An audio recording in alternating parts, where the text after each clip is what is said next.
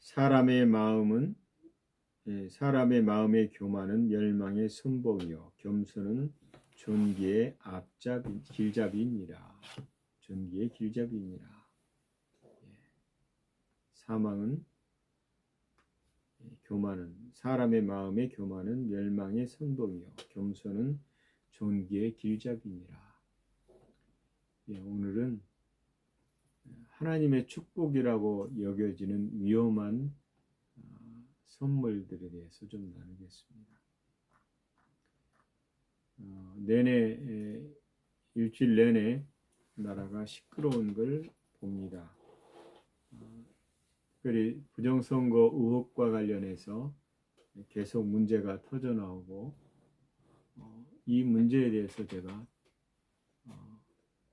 검색을 좀 해봤었어요. 어떤 검색을 했냐면 윤석열 대통령이 제기했던 부정선거가 10가지가 있는데 이번에 드러난 선거와 이렇게 겹치는 게 있는가 했더니 겹치는 게 많더라고요. 이건 단순한 정치적 공세가 아니라 올림픽 공원에 있는 젊은 청년들 거의 대부분 그리스도인들입니다. 그 모습을 보면서 이 민족을 이끌어가는 건 교회고 이 민족을 끌어가는 하나님이 뒤에 계신다라는 생각을 했습니다. 단순하게 여야의 문제가 아니다. 나라의 문제다라고 생각하고 기도를 해야 될 것 같습니다. 오늘은 그러면서 정말 우리가 하나님께 얼마나 축복을 받았는가, 그리고 그 축복이 정말 하나님의 축복인가, 이런 생각들도 해봤습니다. 북한은 핍박을 통해서 교회를 무너뜨립니다. 그런데 남한은 부여를 통해서 교회가 사단이 교회를 흔들 수 있다라는 생각을 했습니다. 그래서 우리가 뜻밖의 호의나 선물 혹은 많은 기회들이 있을 때 그 기회가 정말 하나님으로부터 왔는가 라는 이런 생각을 해야 되지 않느냐라는 생각이 오늘 말씀을 나눕니다. 여러분 살다 보면 정말 생각지도 못한 뜻밖의 좋은 일들이 우리 가운데 있을 때에 마음 깊은 곳에서 이게 정말 기뻐할 일인가 라는 부담감이 생긴다면 그거는 좀 성경을 통해서 기도 가운데 돌이켜볼 일이라고 생각합니다. 하나님의 음성은 뚜렷하게 우리 가운데 확연하게 들리지 않습니다. 무슨 말이냐면 성령께서 우리 심령 가운데 말씀하실 때 그건 육체의 음성이 아니거든요. 종종 하나님 음성을 듣는다고 말하는 분들의 실수가 육체적 음성으로 듣고 행하는 것으로 인해서 지배당하는 것입니다. 그러나 내 양은 내 음성을 듣는다고 말씀하셨고 우리는 음성을 들을 수 있습니다. 그러나 듣는 방식은 내 방식은 아니라고 생각합니다. 우리가 하나님 음성을 가장 확실하게 잘 들을 수 있는 것은 성경이라고 생각합니다. 말씀을 통해서 늘 우리에게 말씀하시기 때문입니다. 그래서 창세기 성경부터 계시록까지 하나님이 끊임없이 우리에게 말씀하시는 말을 우리가 분별하고 들어야 되지 않느냐라는 생각을 합니다. 여러분 복음은 복잡하지 않습니다. 단순합니다. 멈추라 하면 멈추고 가라 하면 가고 옳으면 옳고 그러면 그르다라고 말하는 것이죠. 그래서 올바른 마음이 닿기만 하면, 즉 하나님과 연합된 마음으로 있으면 근본적으로 우리의 삶이 변화된다라는 생각을 합니다. 그런 가운데서 오늘 참된 그리스도인의 하나님의 선물이 아닌 것들을 좀 살펴볼 필요가 있습니다. 오늘 본문의 말씀에 쉽게 얘기하면 패망하기 전에 사람의 마음은 교만해집니다. 여러분 칭찬을 들으면 기분 좋죠. 칭찬은 고래도 춤을 추게 한다라는 생각을 합니다. 그런 책 제목이 있잖아요. 그래서 우리가 누구를 칭찬하는 것 정말 좋습니다. 저는 칭찬에 좀 이렇게 칭찬에 익숙하지 않습니다. 남을 험담하는 건 참 잘합니다. 비판하거나 판단하는 것. 그런데 칭찬은 정말 좋습니다. 격려하는 것, 그런 것들 잘 해야 됩니다. 그러나 조심해야 되는 것은 쓸데없는 칭찬들입니다. 살다 보면 사람들과 이렇게 어울리는데, 여러분 이렇게 힘이 많은 사람들, 권력이 있는 사람들, 뭐 돈이 더 많은 사람들, 이런 사람들을 향해서 이렇게 막 떠받드는 사람들을 이렇게 보면 볼 수 있어요. 근데 문제는 뭐냐면 옆에서 보면 분별이 가는데 정작 본인이 당하면 그런 일을 당하면 분별을 잘 하지 않고 으쓱해지고 그런다라는 거죠. 그런 점에서 조심해야 된다라는 겁니다. 여러분 달콤한 말, 아름다운 말로 포장해서 다가오는 것이 이 칭찬일 수 있습니다. 이건 물리적 무게도 없고 어떤 비용이나 대가도 요구하지 않습니다. 그러나 사람의 본성이 쉽게 받아들이고 중독될 수 있는 선물입니다. 이게 교만을 키우는 칭찬이다 말할 수 있습니다. 예전에 손기철 장로님이 초기에 이렇게 왕성이 소문나고 많은 사람들이 몰려갈 때에 저희 가족이 한번 그분과 만난 적이 있습니다. 식사를 한 적이 있는데 그때 찬미가 선장로님을 향해서 장로님 예수님 같아요 라고 했더니 그분이 하신 말씀이 뭐라고 말씀하셨냐면 나 믿지 마, 나 믿지 마라 이렇게 말씀했습니다. 그거는 그분이 자신을 믿으면 안 된다. 나도 나를 못 믿겠다라는 거죠. 즉 사람은 주변에서 계속 이렇게 도와주고 칭찬해주고 대단하다고 얘기할 때에 쉽게 넘어질 수 있습니다. 그런 사역자들을 많이 봐왔습니다. 성경은 칭찬하는 걸 나쁘다고 말하지는 않습니다. 서로 격려하고 선한 말로 이웃의 신앙과 인격을 세워주라고 분명히 권면합니다. 문제는 칭찬 자체가 아니라 그 칭찬을 받아들이는 우리의 마음 상태라고 생각합니다. 타인의 과도한 인정, 박수가 우리 마음에 들어와서 이 성공과 위치를 내 힘과 능력으로 했다라는 착각을 할 수 있다라는 거죠. 그래서 그것이 축복이 아니라 영혼의 올무를 씌우는 것이 될 수 있습니다. 내가 이 정도 했으니까 되지 않았나. 이제는 내 스스로 할 수 있어. 뭐 이런 생각들이죠. 여러분, 이런 예들이 성경에 나오죠. 느부갓네살 왕입니다. 바벨론의 대제국을 건설했던 사람이죠. 이를 통해 하나님이 그 예를 보여주십니다. 다니엘 4장에 보면 그가 화려한 궁전 옥상에 서서 거대한 도성을 바라봅니다. 여러분, 그 도성이 얼마나 멋있었겠어요.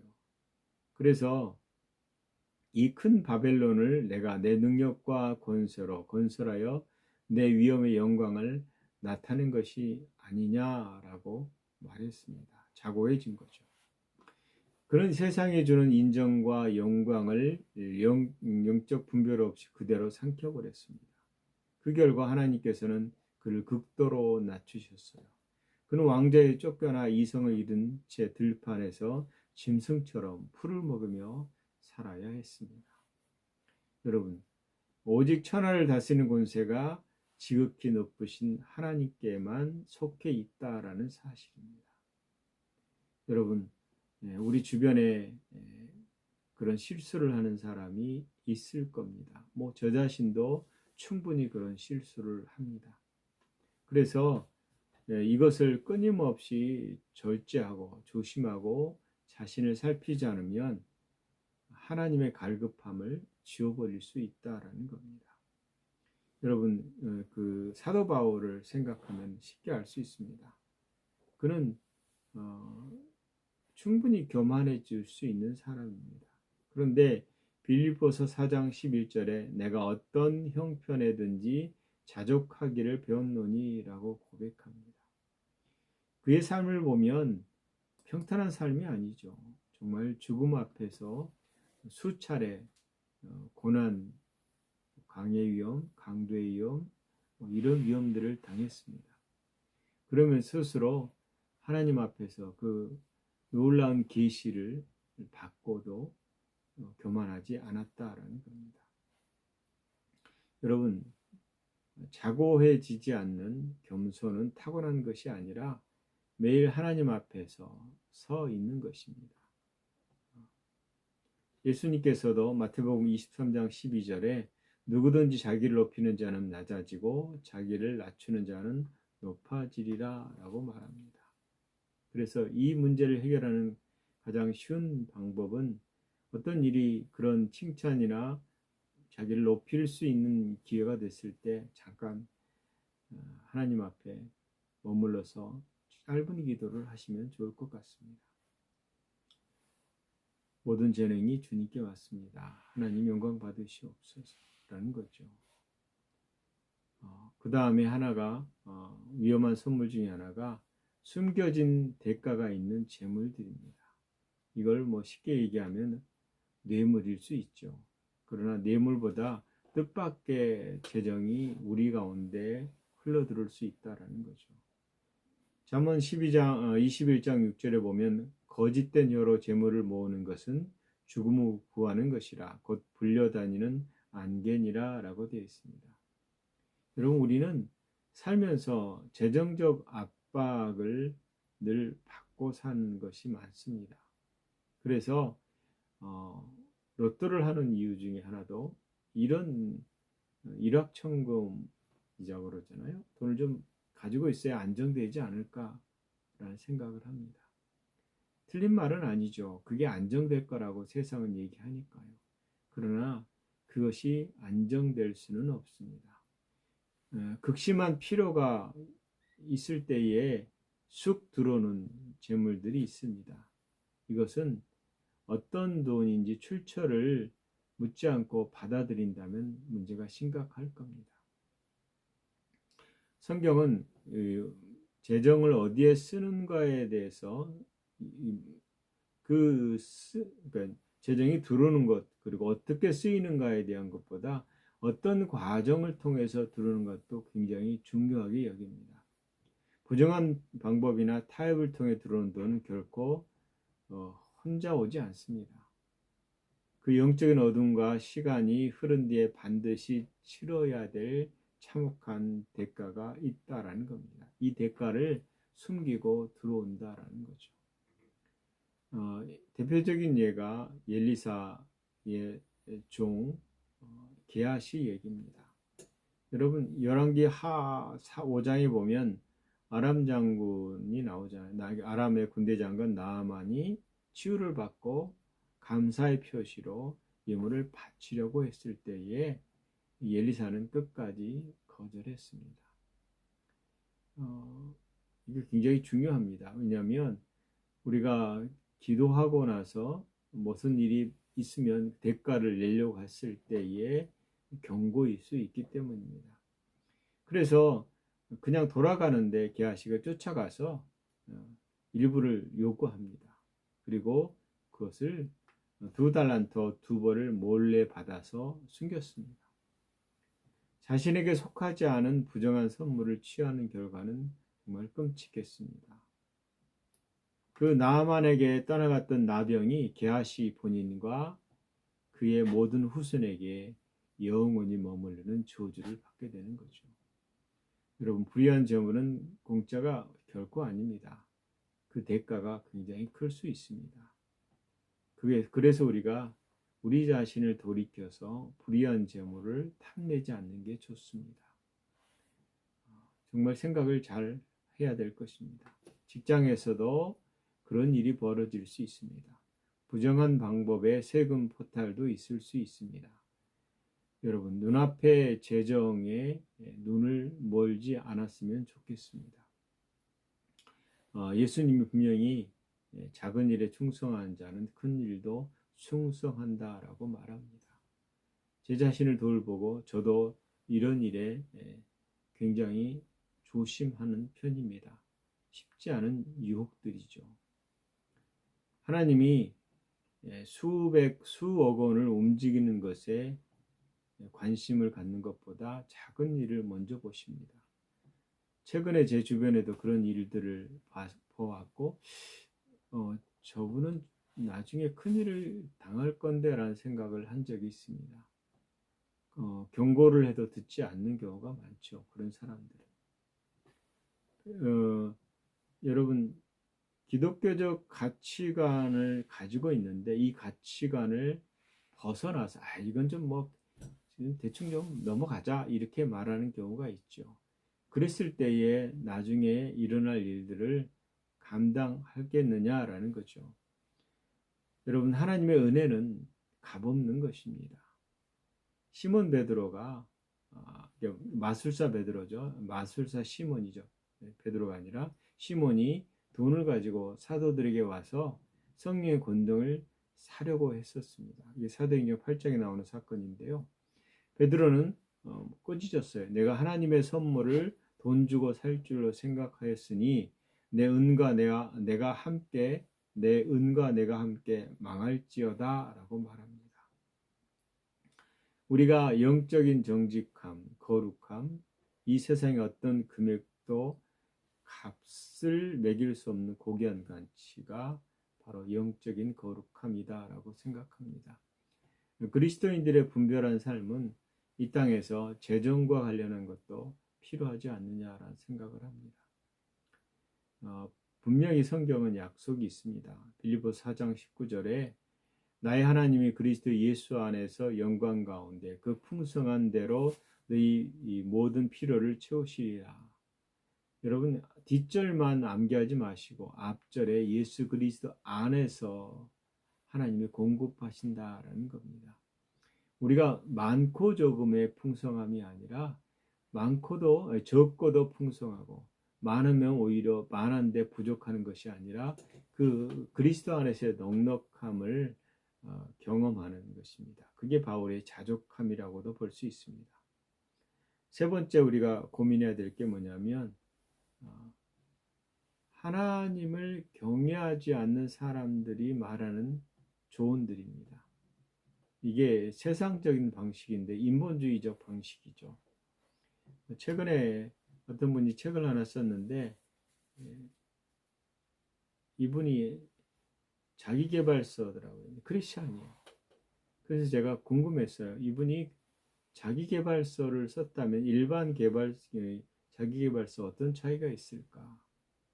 물어봤어요. 물어봤더니 보니까 그 물어보면 답이 그 책의 뒤편에 있더라고요. I can do it. 우리 할 수 있다. 라고 말하잖아요. 계획을 세우고 그 다음에 그 계획대로 계속 플로 차트를 만들어서 점검하고 나가는 것이 일반적인 거거든요. 그러나 이 계획을 세우고 출발하는 너에 앞서서 해야 될 것이 뭐냐라는 부분에서 이분이 정확하게 믿음으로 하나님 앞에 서 있는 거다라는 겁니다. 왜냐하면 궁극적으로는 하나님의 뜻이 아니면 할 수 없다라는 거죠. 그런데 성경은 분명히 복 있는 사람은 악인의 꾀를 따르지 아니하며 라고 되어 있습니다. 세상에서 가장 선한 의도와 나를 아끼는 마음으로 채워져서 우리에게 조언을 할 수 있습니다. 그런데 그게 우리 하나님 보시기에 선하지 않으면 선한 것이 아니다라는 거죠. 주변에 친구든 부모든 혹은 형제든 그런 요구를 할 때가 있습니다. 그럴 때에 정말 그것이 올바른가에 대한 얘기죠. 예를 들 수도 있습니다. 예를 들면 제가 좀 집에다 그렇게 넉넉한 재정을 주지 못했습니다. 오히려 마이너스 통장을 만들어서 가정을 어렵게 했던 사람입니다. 그런데 어느 날 이제 형님이 제게 그래도 이제 가장인데 내가 가정에 구실을 해야 되지 않느냐, 돈 좀 벌어야 되지 않느냐라는 말을 제게 했습니다. 근데 아내가 옆에서 듣고 있다가 한마디를 쑥 하더라고요. 근데 목사가 그러면 어디서 도적질해야 됩니까? 이 정확한 제 아내 멘트인지 모르겠는데 그렇게 말을 했습니다. 목사가 그러면 어디 나가서 도적질을 해야 되느냐? 그 말에 더 이상 형님이 저에게 그런 말을 일절하지 않았습니다. 정말 고마운 일이죠. 세상 사람들은 세상을 살아가는 방식을 여러 가지로 꾸며댑니다. 그런데 그게 성경적이지 않으면 거절해야 되는 거죠. 물론 제가 가장으로서 책임을 져야 되죠.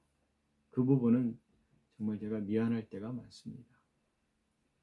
그러나 그렇다고 해서 불의한 일을 할 수는 없는 것이죠. 그런 점에서는 또 우리 스스로가 살펴서 인본주의적 방식으로 세상을 꾸려가려고 하는 것들에 대해서는 우리가 거절해야 됩니다. 많은 사람들에게 복음을 전할 때 들은 얘기 중에 기본적인 얘기 중에 하나는 야, 누구 집사도 누구 장로도 그러는데 라고 말하는 것입니다. 심지어 목사까지도 들먹이는 경우가 볼 수 있습니다. 이 말은 물론 제가 정확한 사태를 파악할 수는 없지만 우리의 삶이 우리의 방식이 우리가 어떤 일을 다루는 데 있어서 세상과 동일한 방식으로 적용한다면 그거는 거절해야 될 일들입니다. 여러분 모든 조언에서 그 사람의 인생관, 그 사람의 세계관, 그 사람의 가치관이 녹아져 있습니다.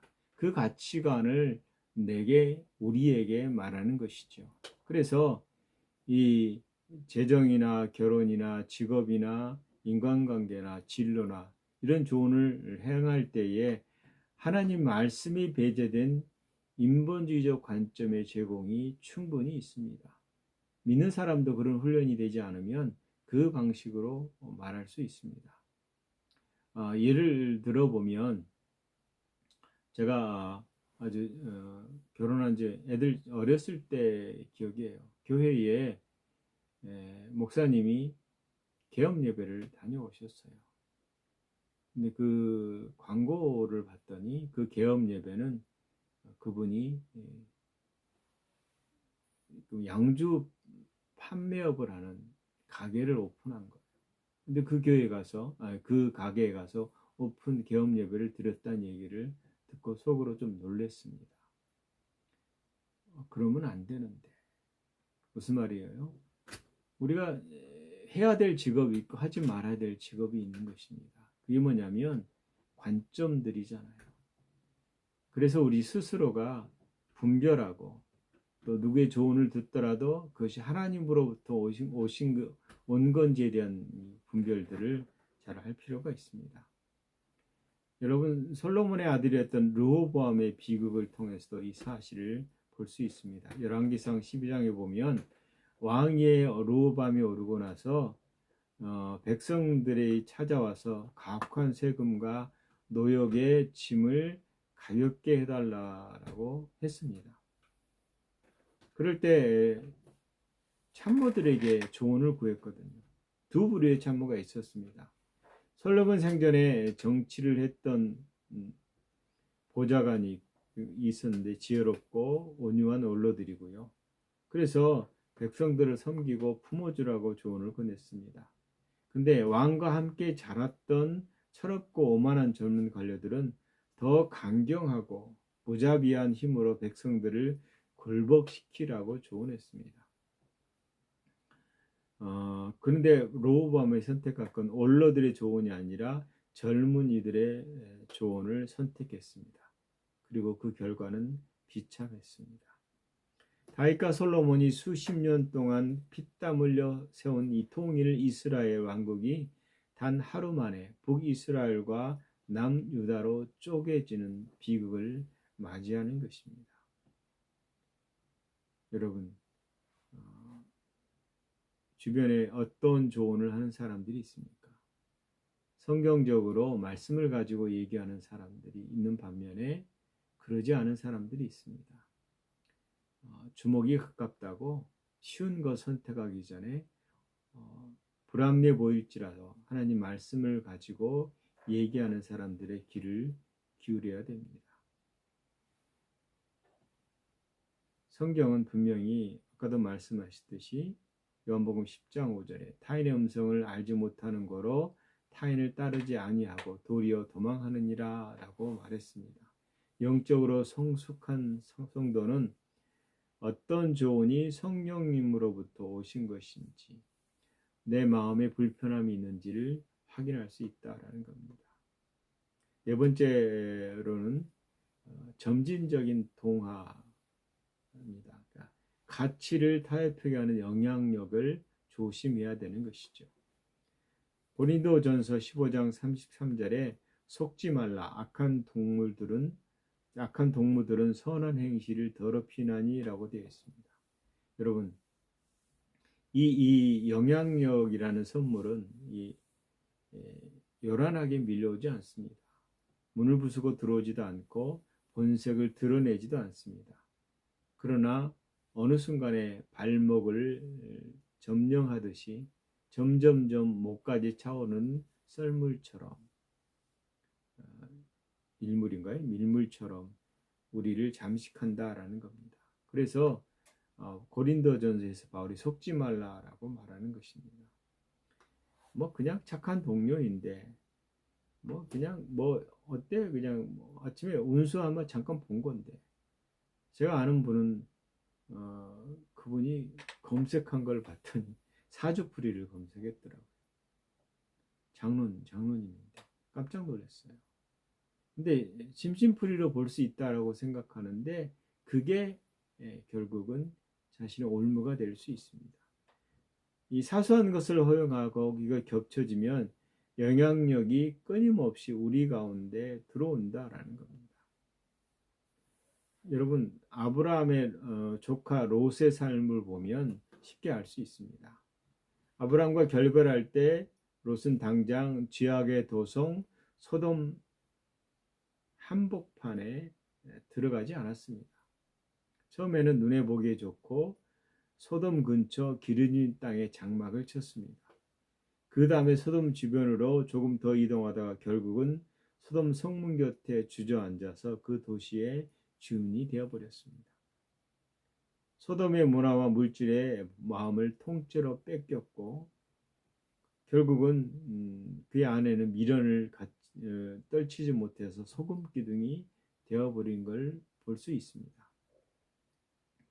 그래서 어느 날 갑자기 내가 소돔의 주민이 되겠다라고 결정한 게 아닌데 주민이 되어버린 소돔의 롯의 가정의 그 비참함을 보게 됩니다. 제가 예전에 그 종말론의 사람들과 어울린 적이 있습니다. 종말론인지 몰랐어요. 요즘 제가 말하는 유사시한부 종말론인데 우리나라의 종말론은 유사시한부 종말론에 많이 빠져 있습니다. 그 정점에는 이스라엘 회복과 연결되어 있어요. 이스라엘이 회복돼야 주님이 오신다. 그래서 이스라엘 회복을 위해서 끊임없이 왔다 갔다 하는 사람들이 많죠. 그 사람들의 특징은 주님이 언제 오실 것이다 라는 것을 늘 주시하고 이스라엘의 중동을 바라봅니다. 중동 전쟁, 아마겟돈 전쟁, 그런 얘기를 하잖아요. 이번 전쟁은 아마겟돈 전쟁이다고 막 얘기하는 분도 계시고 그런 식으로 이란과 이스라엘 전쟁을 지금 미국 전쟁을 또 어떻게 해석하는지 잘 보십시오. 잘못된 해석들이거든요. 성경을 바로 알면 그렇지 않은데 그런 해석을 합니다. 저도 그런 기도 모임에 가서 그런 중보기도 하면서 그런 사람들을 알게 되고 이렇게 하다 보니까 젖어들었어요. 그래도 어느 날 한번 어떤 문제들이 불거져서 그걸 인도하시는 분이 저에게 항의 전화가 왔어요. 그리고 얘기를 하는데 제가 좀 어처구니가 없었습니다. 근데 이게 전화를 딱 끊는데 하나님이 제게 한마디 하시더라고요. 뒤도 돌아보지 마라. 라는 그런 음성과 함께 이 롯의 처에 대한 환상을 보여주십니다. 돌기둥이 되는 거죠. 그러면서 비로소 어떤 문제들이 제 주변에 발생했는지 제가 그런 것들을 분별하게 하시는 걸 봤습니다. 여러분, 우리 유선아 사모님의 요한계시록에 있는 아마겟돈 전쟁만 봐도 이 잘못된 거를 쉽게 알 수 있을 겁니다.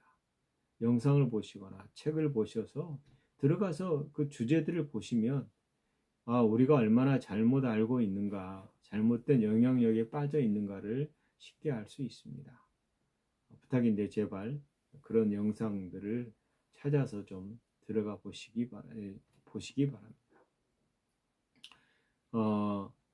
내가 악한 게 아니지만 영향을 받을 수 있다면 많이 끊어야 될 것들이 있을 것입니다. 그래서 문제는 뭐냐면 우리가 영향력을 끼쳐야 되는 존재지 세상의 착한 물을 흡수하는 존재가 아니다라는 겁니다. 골로새서 2장 7절에 보면 그 안에 뿌리를 박으며 세움을 받아 교훈을 받은 대로 믿음에 굳게 서서, 이 말이 뭐예요? 예수 그리스도 안에 뿌리를 내리고 거기에서 흡수되는 것을 빨아들여서 세상을 대적하고 분별해야 된다라는 겁니다. 다섯 번째가 뭐냐면 영혼을 잠들게 하는 거짓 평안들입니다. 예레미야 6장 14절에 그들이 말하기를 평강하다 평강하다 하나 평강이 없도다. 여러분 지금 일어나는 여러 가지 일들을 두고 성경 유튜브 보면 여기에 대해서 예언하는 분들이 있습니다. 특히 미국에 계신 분들이 예언을 하는데 쫙 들어보면 어처구니 없는 예언들입니다. 이빨린 하나님이 대한민국을 어쩌고저쩌고 하실 것이고 그렇게 되면 좋겠죠. 그런데 근본적으로 그렇지 않거든요. 문제가 심각한 걸 봅니다.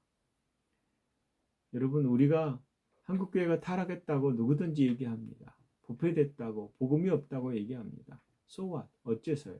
어쨌다는 거죠. 그런데 알고 있는데 변화가 일어나지 않는다라면 그거는 심각한 병에 걸린 것입니다. 회개도 할 수 없을 만큼 심각한 거죠. 무슨 말이냐면 여러분 바벨론이 멸망하기 직전에 대단히 깊은 영적 도덕적 타락의 위기에 서 있었고 그 두 부류의 선지자가 있습니다.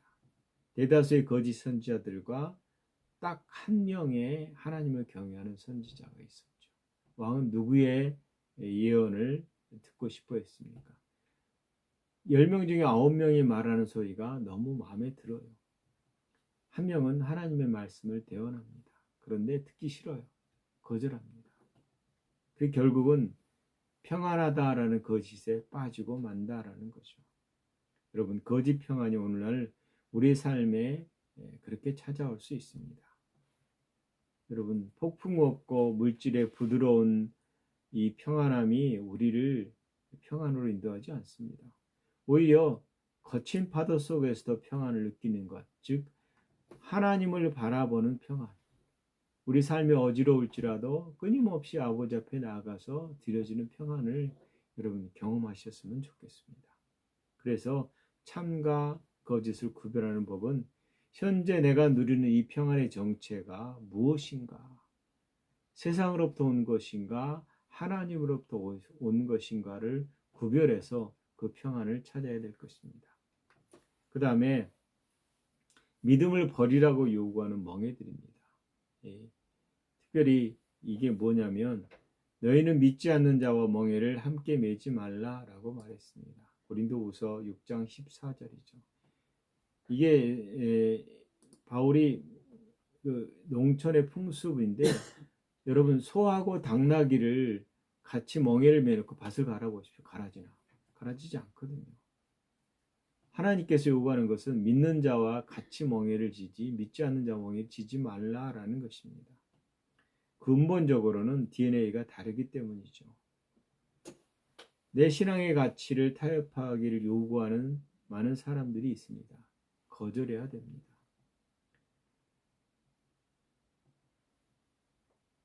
여기는 그냥 빨리 넘어가는 게 좋을 것 같아요. 그 다음에 마지막으로는 내면의 감옥이라고 말할 수 있습니다. 기억으로 위장된 쓴뿌리죠. 히브리서 12장 15절에 보면 너희는 사람의 은혜에 이르지 못하는 자가 없도록 또 쓴뿌리가 나서 괴롭게 하여 많은 사람이 이로 말미암아 더럽지 않게 하며 라고 되어 있습니다. 외부의 침입은 쉽게 볼 수 있을 수 있으나 내면에서 일어나는 문제는 우리가 잘 놓쳐버릴 수 있습니다. 그걸 성경은 쓴뿌리라고 얘기하는데요. 어느 날 갑자기 내가 악독한 사람이 되겠다라고 말하지 않습니다. 제가 지금도 여전히 비슷한 행동들이나 말들을 하는데요.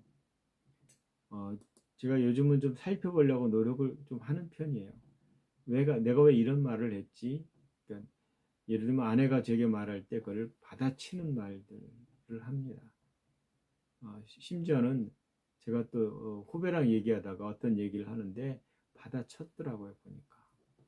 그래서 제가 이걸 보면서 내가 참 못된 버릇을 가지고 있다.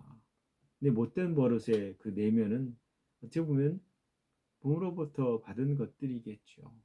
이런 것들은 거절해야 되는 것입니다. 우리가 심리학의 이마고라 그러잖아요. 깊숙하게 들어가 있다가 어느 날 갑자기 튀어나오는 것. 근데 그거를 우리는 상처를 받지 않기 위해서 나를 방어하는 것이다라고 생각하는데 그건 옳지 않은 것이죠.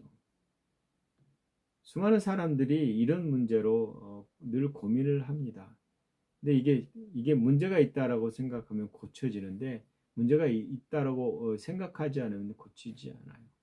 알코올 중독이나 뭐 도박 중독에서 중독자가 내가 중독이다고 인정할 때 이 중독이 고쳐지기 시작하는 거잖아요. 마찬가지예요. 제 삶의 쓴뿌리를 찾아서 없애지 않으면 이게 고쳐지지 않는다라는 거죠. 제 삶에서 이런 그 잘못된 습관들이 사람들을 괴롭힌다면 고쳐야 될 것입니다.